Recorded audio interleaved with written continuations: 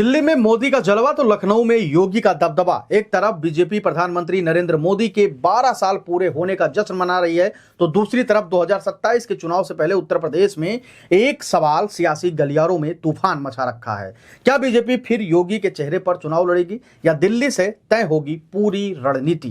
भाजपा प्रदेश अध्यक्ष पंकज चौधरी के एक बयान ने नई बहस को छोड़ दी है। क्या यह सिर्फ संगठन की लाइन है या फिर योगी बनाम दिल्ली की ताकत का ये सवाल जो है वो बात जो है वो संकेत है। आखिर मोदी के बाद बीजेपी में सबसे ताकतवर कौन, अमित शाह या योगी आदित्यनाथ? आइए समझते हैं इस पूरे सियासी समीकरण को। देश की राजनीति में इस वक्त दो नाम सबसे ज्यादा चर्चा में हैं। दिल्ली में प्रधानमंत्री नरेंद्र मोदी और उत्तर प्रदेश में मुख्यमंत्री योगी आदित्यनाथ। प्रधानमंत्री नरेंद्र मोदी के लगातार 12 साल पूरे होने पर भारतीय जनता पार्टी पूरे देश में जश्न मना रही है। भाजपा नेताओं का कहना है कि नरेंद्र मोदी ने वो इतिहास रच दिया है जो अब तक कोई निर्वाचित प्रधानमंत्री नहीं कर पाया। लंबे समय तक लगातार देश की बागडोर संभालने का रिकॉर्ड अब उनके नाम दर्ज हो चुका है। इस उपलब्धि का सबसे ज्यादा उत्साह उत्तर प्रदेश में देखने को मिला। भाजपा प्रदेश अध्यक्ष पंकज चौधरी सुबह सुबह लखनऊ के हनुमान सेतु मंदिर पहुंचे और पूजा अर्चना की। प्रदेश अध्यक्ष भूपेंद्र चौधरी द्वारा द्वादश ज्योतिर्लिंग मंदिर पहुंचना, वहीं रक्षा मंत्री राजनाथ सिंह के पुत्र नीरज सिंह और लखनऊ महानगर के अध्यक्ष आनंद द्विवेदी बुद्धेश्वर महादेव मंदिर पहुंचकर भगवान के दर्शन किए और पूजा अर्चना किए। नोएडा से विधायक राजनाथ सिंह के बड़े बेटे पंकज सिंह ने भी भगवान का आशीर्वाद लेकर प्रधानमंत्री मोदी के 12 साल पूरे होने पर खुशी जाहिर की। लेकिन इसी जश्न के बीच एक बयान ने उत्तर प्रदेश की राजनीति में नई चर्चा को जन्म दे दिया। जब भाजपा प्रदेश अध्यक्ष पंकज चौधरी से पूछा गया कि 2027 का विधानसभा चुनाव किसके नेतृत्व में लड़ा जाएगा, तो उन्होंने किसी एक चेहरे का नाम लेने के बजाय संगठन और सामूहिक नेतृत्व की बात दोहराई। उन्होंने कहा कि भाजपा हमेशा से संगठन की ताकत और सामूहिक नेतृत्व के आधार पर चुनाव लड़ती है। योगी आदित्यनाथ प्रदेश के मुख्यमंत्री हैं, लेकिन पार्टी का राष्ट्रीय नेतृत्व और संगठन का मार्गदर्शन सबसे महत्वपूर्ण है।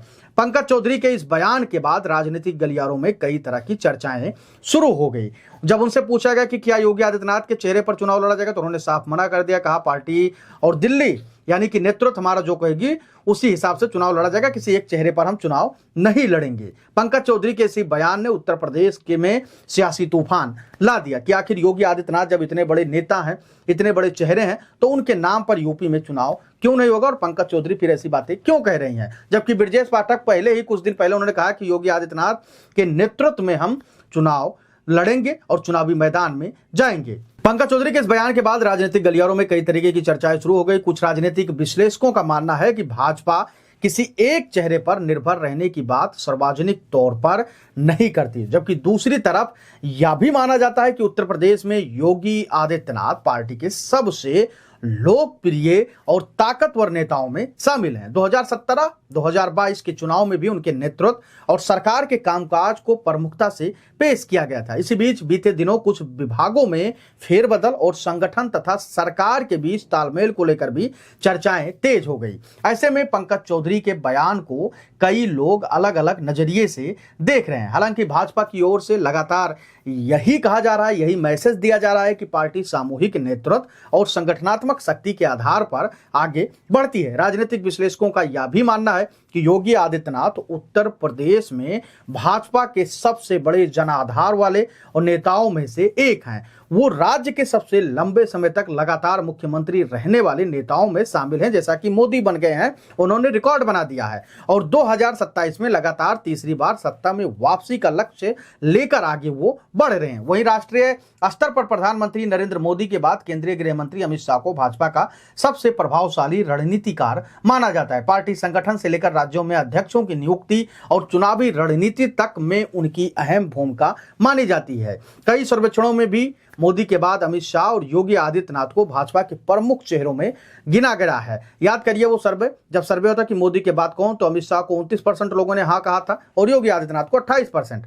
हालांकि भाजपा के भीतर शीर्ष नेतृत्व की ताकत और लोकप्रियता को लेकर होने वाली चर्चाओं के बीच पार्टी का आधिकारिक रुख हमेशा यही रहा है कि वह व्यक्ति नहीं बल्कि संगठन की शक्ति के आधार पर चुनाव लड़ती है। फिलहाल एक तरफ प्रधानमंत्री नरेंद्र मोदी के 12 साल पूरे होने के जश्न है, तो दूसरी तरफ उत्तर प्रदेश में 2027 के विधानसभा चुनाव की तैयारियां भी तेज हो चुकी हैं। मुख्यमंत्री योगी आदित्यनाथ ने भी प्रधानमंत्री नरेंद्र मोदी को बधाई देते हुए कहा कि उनके नेतृत्व में देश और उत्तर प्रदेश समग्र विकास की दिशा की ओर आगे बढ़ रहा है। अब सबसे बड़ा सवाल यही है कि 2027 में उत्तर प्रदेश का चुनाव किस रणनीति और किस चेहरे के साथ लड़ा जाएगा। क्या भाजपा एक बार फिर योगी के नेतृत्व को सबसे आगे रखेगी या संगठन और सामूहिक नेतृत्व का फार्मूला ही उसकी सबसे बड़ी ताकत बनेगा। आने वाले दिनों में इस पर पूरी तस्वीर साफ होती दिखाई दे सकती है। लेकिन सवाल यह है कि जब पूरा पार्टी नेतृत्व ब्रजेश पाठक और कई सारे नेता ये कह रहे हैं कि योगी आदित्यनाथ के नेतृत्व में 27 का चुनाव होगा, तो जब पत्रकार ने पंकज चौधरी से सवाल पूछा कि क्या योगी आदित्यनाथ के चेहरे पर उनके नेतृत्व में ही चुनाव लड़ा जाएगा, तो पंकज चौधरी को हाँ कहने में क्या दिक्कत हुई, आखिर में उन्होंने परहेज क्यों किया और उन्होंने सीधा दिल्ली का नाम क्यों लिया। आप अपनी राय हमें कमेंट सेक्शन में जरूर दीजिएगा और बताइएगा कि प्रधानमंत्री नरेंद्र मोदी की जो 12 साल पूरे हुए हैं, उन्होंने नेहरू का रिकॉर्ड तोड़ दिया है, उसको लेकर आप क्या कुछ सोचते हैं। दूसरी तरफ उत्तर प्रदेश में योगी आदित्यनाथ ने जो भी रिकॉर्ड तोड़ा है कि उत्तर प्रदेश में पहली मुख्यमंत्री वो बन गए हैं जो अभी तक सत्ता पर सबसे ज्यादा दिनों तक बैठने वाला चेहरा बन गया है, उसको लेकर आप क्या कुछ सोचते हैं। आप अपनी राय हमें कमेंट सेक्शन में जरूर दीजिएगा। धन्यवाद।